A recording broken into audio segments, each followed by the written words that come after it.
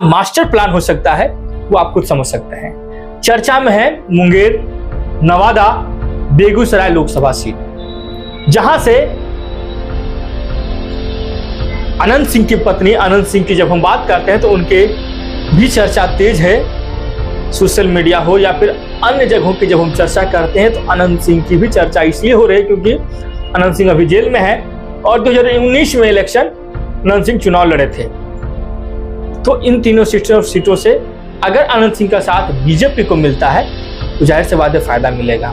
मगर अभी बहरहाल जो है अनंत सिंह जो है भी महागठबंधन समर्थित है, आरजेडी के विधायक उनकी पत्नी है मोकामा से, अभी उनके साथ घूम रहे हैं। आगे क्या हो सकता है भविष्य की राजनीति को आप कुछ कह नहीं सकते क्योंकि ये बिहार है और बिहार में जातीय समीकरण हो, वोट बैंक की राजनीति हो, उठक पटक की बात हो, सरकार इधर से उधर जाने की बात हो, या फिर अलग अलग विषयों की जब हम बातें करते हैं तो अलग अलग विषयों में बिहार की राजनीति एक ऐसा राजनीति को दर्शाती है जिसे बिहार को फायदा होते हुए दिखाई देता है, बिहार के पॉलिटिशियन को फायदा हुए दिखाई देता है। पलटने की बात जब हम बात करते हैं, कौन व्यक्ति पलट सकते हैं ये कुछ कह नहीं सकते हैं।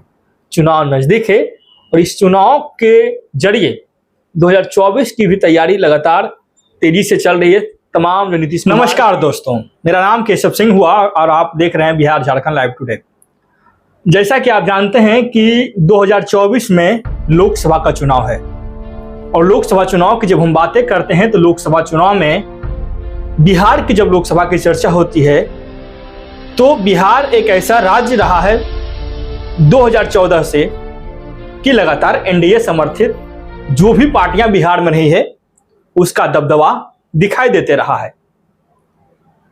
2014 इलेक्शन देख लीजिए, 2019 इलेक्शन देख लीजिए, जिसमें कि बीजेपी को बहुत ज्यादा फायदा मिला। 2014 इलेक्शन में जब हम चर्चा करते हैं तो बीजेपी को कहीं ना कहीं बहुत अच्छी सीट जो है जीतने को मिली थी। 2019 में बीजेपी ने 40 में से 39 सीटें बिहार में जीती थी। अब 2024 इलेक्शन की हम बात करते हैं। 2019 इलेक्शन में बीजेपी के साथ एनडीए के साथ नीतीश कुमार जी की पार्टी जदयू मौजूद थी, जिसके चलते जदयू के भी अच्छे खासे सांसद चुनाव जीते थे और एनडीए गठबंधन को 39 सीटों का फायदा मिला था बिहार में।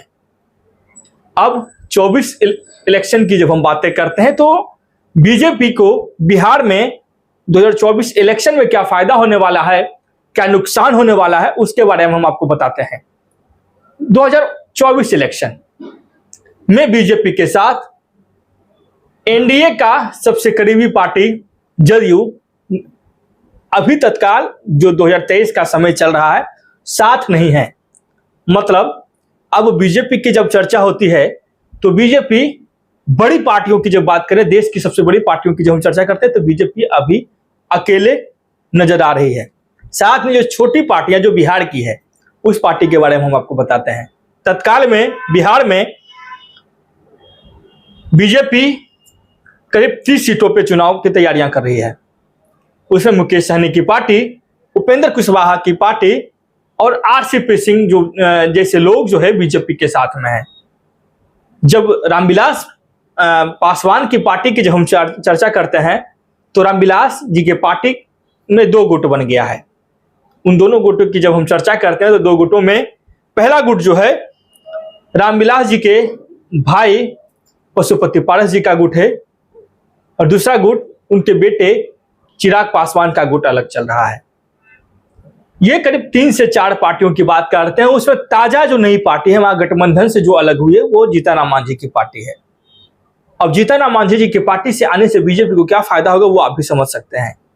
बहुत सारे लोकसभा सीटों पे मांझी समाज का वोट इतना है कि बीजेपी को कहीं ना कहीं व्यवस्थाओं की बात करें, सीट बढ़ाने की बात करें, वोट मार्जिन की बात करें, जो लालू यादव कहते हैं जोड़न वोट, बीजेपी उसी को तलाश में एक करने में लगी हुई थी बिहार में।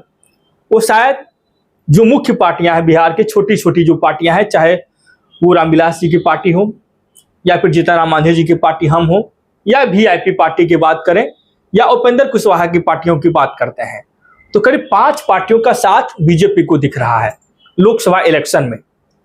अब 2024 इलेक्शन में बीजेपी को क्या फायदा मिलता है उसके बारे में हम आपको बताते हैं।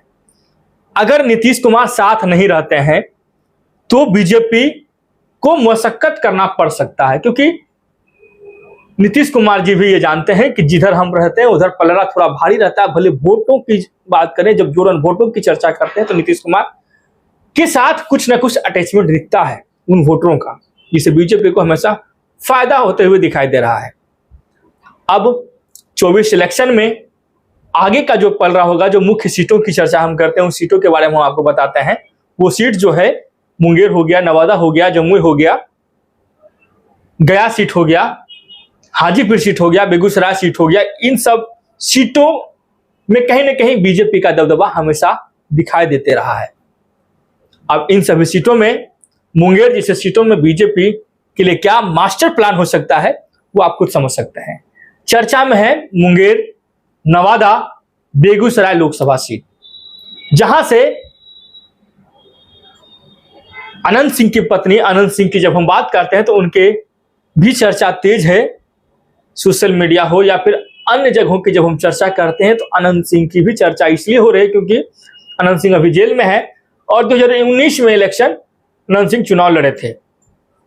तो इन तीनों सीटों से अगर अनंत सिंह का साथ बीजेपी को मिलता है तो जाहिर से बात है फायदा मिलेगा।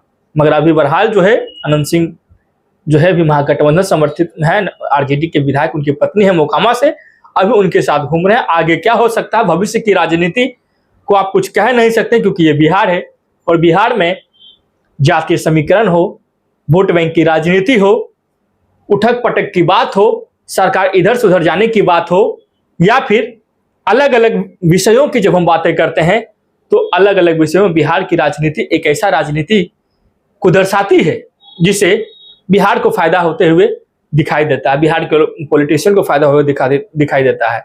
तो पलटने की बात जब हम बात करते हैं, कौन व्यक्ति पलट सकते हैं ये कुछ कह नहीं सकते हैं। चुनाव नजदीक है और इस चुनाव के जरिए 2024 की भी तैयारी लगातार तेजी से चल रही है। तमाम जो नीतीश कुमार की साथ जो महागठबंधन के तमाम जो पार्टियां हैं वो 23 जून को तैयारी कर रहे हैं। तमाम विपक्षी एकता को दर्शाने के लिए जो पटना में बैठक होने वाली है, उसके साथ साथ बीजेपी के जो केंद्रीय मंत्री हैं, गृह मंत्री अमित शाह है, उनका भी दौरा बिहार में लगातार हो रहा है। अब सियासी मायना भी इससे आप समझ सकते हैं कि बीजेपी आगे का क्या प्लान कर सकती है और क्या हो सकता है। इसी तरह की खबर को हम आपको लगातार दिखाते रहेंगे, बिहार में क्या चल रहा है और बिहार में कौन सी पार्टियों का क्या बोलबाला है। इन सभी चीजों के साथ हम आपको लगातार दिखाते रहेंगे। तो पटना से केशव सिंह की वीडियो रिपोर्ट। बहुत बहुत धन्यवाद।